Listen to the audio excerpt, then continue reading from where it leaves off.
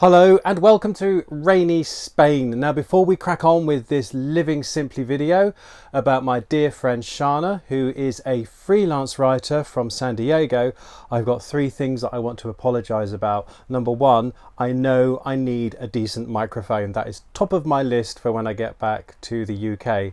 Number two, we were moved on halfway through this interview because we had a tripod and security guards don't like tripods, so we got moved on. And then number three is I actually had a migraine on the day of the interview, and I thought I was doing a really good job of disguising the fact. However, when you get to part two of the interview, you will probably see that my face is telling a different story. I was trying my hardest to hide the fact that I was finding it difficult to focus and look and try and pretend I wasn't in pain, but you can see I'm putting some really interesting facial expressions towards the end of this video, so apologies for that. But without further ado, let's crack on with a Living Simply video about moving from the United States to Portugal. Oh, that was a good one.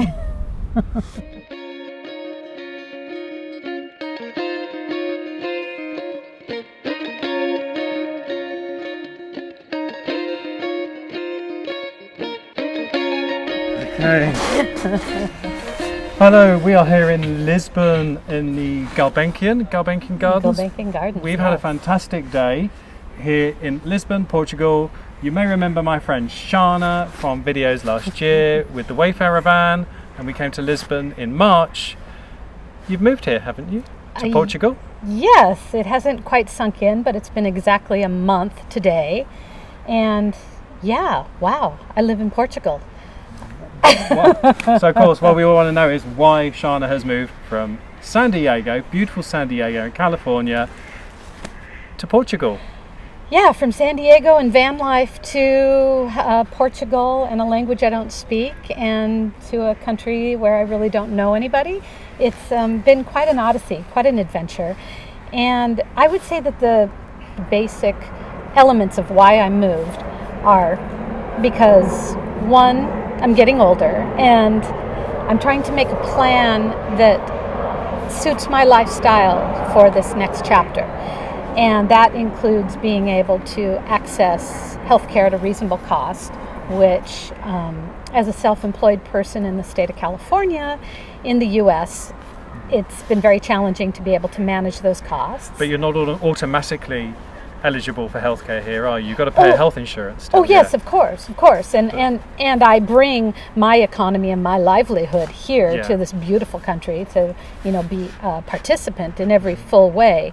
But so my health insurance premiums right now, even with my private insurance here, it's about a fifth of the cost of what I was paying in the US. In addition, the quality of life here is, as you know, from being here in March, and then I was here again in August before I made the final decision to move a month ago.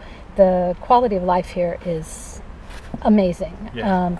The fresh fruit and the vegetables and coffee for 50 cents versus a $5 coffee in the US. Beautiful artisan breads.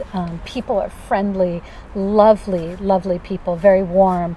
And in fact, most people pretty much our age and under speak fluent, if not very close to fluent English. Yeah. And so, there are obviously challenges that come with just packing up your entire life and moving to another country. That's where I wanted to go now, because one of the themes of the channel is living simply. Yes. Minimalism. Yes. How much stuff did you bring with you? How much stuff? And how did you arrive at that amount of stuff? Okay, so basically I took an entire lifetime, which I've always lived very simply. That's one of the reasons that you and I, that's one of our areas where we connected. And I'm not somebody that collects a lot of things. That just hasn't been my way. However, I've been on the planet long enough to have acquired some things. And I sold my house. I sold all the furniture and not all the personal effects, but, decor and that kind of thing with the house to the new buyer of the house.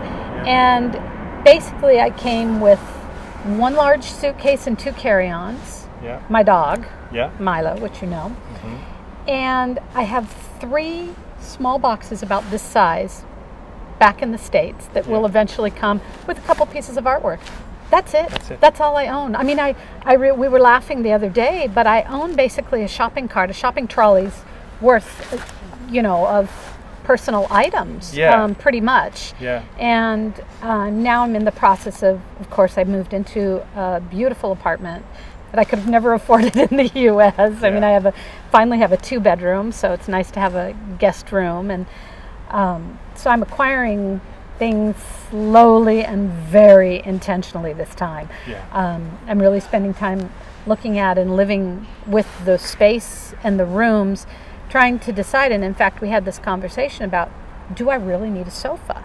Just because a person has a living room that dictates, you have the sofa, you get the tables, you do the coffee table, the chairs. I had to stop and think about, like, how do I want my life to look now that I've kind of blown up the U.S. chapter and started this new book of my Portuguese life. Because that was interesting. We went to IKEA the other day, and of course they've just started gardening as we're doing this interview. I can't get away from leaf blowers. We've tried, I know. We tried. We set up elsewhere, and they were gardening. But anyway, so sorry about all the gardening noise. But we were in IKEA, and we saw a table for your kitchen, and then we realised that us, as very mindful consumers, intentional purchasers, we nearly fell down that hole of buying something to fill a gap rather than because you needed it. Right. And we realized that when we got back, we were so glad that we didn't get it because it would have been a table in the kitchen, and I already have a table that I'm using as a desk as well in my sunroom, so it's going to serve multi-purpose. But we would have sat at it for maybe 5 minutes a day twice for coffee or tea. Yeah. And that was it. So it was then if you go to move house or something, you've got to take it with you. Right. And that's the thing, is where I'm at right now, as you know, is beautiful. But I just got here. I have an entire country to explore, and I don't know if that's where I will want to end up. There's other little towns in the vicinity that I want to explore. I may end up in a 1-bedroom. If I do, I don't want to have to do what I did in San Diego, which was get rid of everything or be faced with hauling it with me. So I want to get back to San Diego. Can you tell us a little bit about the process of how you got rid of your stuff? And the other thing is, it sounds so easy. Just, hey, pack up your life and move to another country. No. What's the reality? Okay, so the reality, it's not the Instagram story that a lot of people think that it is. Becoming, I call myself a migrant, a new migrant rather than an expatriate, because I just don't really like that term for lots of reasons. But, I have a mom in San Diego and a brother, and my mom is, I would say, relies on me for lots of things. So that was probably the hardest part, is making the decision to move, knowing that if I'm getting older, she's obviously getting older. And now, instead of being, 5 minutes away from her, I am 5,000 miles away, something like that. A good 24 hours. So, good 24 hours. And so that's been, I think, the thing that weighs heaviest on me, because I wonder each day when I go to bed, am I going to get the call that I need to go and help her with something huge, some crisis that comes up. So there was that issue to settle. And, I started this process, really decades ago, because I've always wanted to move to Europe. But I started it in earnest, about 1.5 years ago? And so from that point on, I had to make very intentional and conscientious choices and decisions to slowly bring my mom, my clients, my close friends on board with this idea. I didn't just say, I'm moving. Sorry guys, figure it out. I said, I'm thinking about this. I'm going on an exploratory trip. I'm thinking I might really do this. So I had to warm everybody up, including myself, to the idea. So there were clients that I had to make sure that they were comfortable with the fact that I would be a continent away, or an ocean away, and 8 hours roughly away. All my clients are phenomenal, by the way, and they're all excited that I'm doing this. And then I had to wrap up things like my health care there, and getting my home listed. And I was fortunate that the buyer of my house is a person I know, he also wanted the furniture, so that couldn't have worked out better. I would have had to have spent, who knows, hours on Craigslist, giving things away. It was months, even though I had a tiny 1-bedroom cottage, it was months of charity shop donations, giving things away to friends and family that I know that, they would like, and then setting aside the big pieces for the purchaser of my home. As it is, I still have Millie, my van, back in San Diego. What's going to happen to Millie? Well, I didn't sell her right away because, one, I wasn't sure I really wanted to, and if this move would stick. Now, I've only been here a month, but even with some of the ups and downs I've had, I definitely want to be here. It's at least a year experiment. Hopefully it'll stick and be longer. Yeah. But I've decided I'm going to sell Millie, which makes me really sad, but I can't bring her here and I can't drive her being over there, and it's just a liability for me as somebody who lives simply and intentionally. I'm paying insurance on her, I'm paying storage on her right now, and I've got a friend who's driving her once a week to make sure that the fluids don't go bad and all of that. Yeah. So when I go back this spring in March, there will be a 2-week period, and I will be putting her up for sale. So if anyone's interested in the van with the Wayfarer kit, they can contact me. Maybe we can put my Average White Van email down below. So put your email, put Shanna's email below this. March, she's selling Millie the van. So if you're in Southern California, I think that's important to note too, is that just because something's right for you at one time doesn't mean that it's always going to be right for you all the time. You're allowed to move on. Right. Yeah. And I think that's the thing, is where people get stuck. People just get stuck in life. I mean, I've had many people tell me, oh, I can't believe you're doing this. I would love to be able to do that. And when I question them further, they don't really have a reason why they can't. They just think they can't. And it's the same with the van. People have said to me, oh, but you only had the van for 2 years. I thought you were into that. I was into it. Yeah. And I might again be into it here. But right now I'm into being a new Portuguese resident and figuring out how to do that and coming to beautiful places like this. Yeah. So, part of also living simply and being intentional is deciding what you can do at the time that works for you. Yeah. I can't even think about trying to get a vehicle here and what that would mean. Like, I'm just figuring out how to get from bus to ferry to metro. Yeah. Because as you know, I don't live in Lisbon proper. I live across the river in a more traditional Portuguese neighborhood. So I'm just trying to figure out how to buy groceries. So and that's interesting. Brings us back to Portugal. And people have this Instagram image that you arrived, you got in your flat, you unpacked your bag, and now all you're doing is skipping around the city having fun. Oh yeah, and you've got all these new friends and really nightlife and all this stuff is happening. Not really like that, is it? No, it's not. I think, as I mentioned to you, I was saying that when I finally figured out my laundromat and how it worked, which it's amazing, by the way. Yeah. I'm kind of a fan of the laundromat, but when I figured out how it worked and what cycles I needed to do and all of that, not only was I exhausted by the end of that process that afternoon, but I felt like I'd won an Olympic gold medal just doing something that I would have done in 2 seconds back in the States. Yeah. So little things like yesterday, I figured out how to pay my new cell phone bill using my Portuguese bank, so I've got Google Translate open, and I'm trying to figure out, am I sending the right money to the right place? And I was exhausted by the time it was done, but I felt victorious. Yeah. And those are the kinds of wins.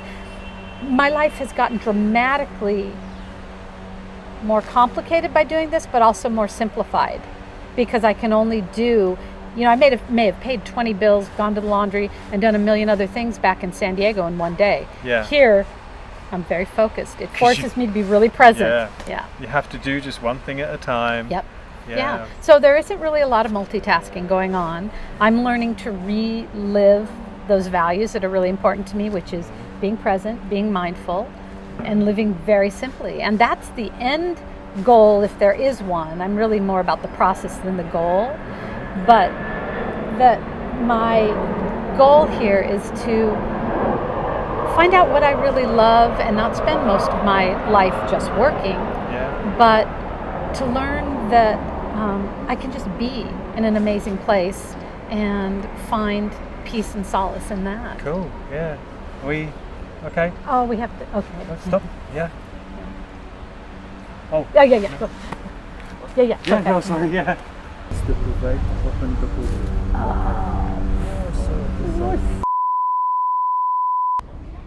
Right, we've had to move venues. We had a tripod up and a big camera, and security guard didn't like that, did he? No, so we had to go discreet. So we've come back here just to wrap up because we were nearly done anyway, weren't we? We're close. Yeah. Yeah. How would you just quickly surmise the move, what you've done? Okay, so what I would say is that it is a multi-pronged process. It's not a simple decision to make, and there are lots of pros and cons, obviously, with a big move like this. And I didn't just move for one reason. I moved for many reasons. Part of it is the lack of affordability of healthcare in the U.S., the thought of working until I was 95 just to support myself, and I moved here because the quality of life is amazing. I've always wanted to live in Europe, and I'm a life experimenter. So I'll give this a try for a year or two, and if it doesn't work, the thing is I know how to do San Diego. I know how to do the U.S. I can always go back there. But this is an opportunity that I couldn't turn down. I'm excited about learning a new language in my older years, and meeting new people too. Cool.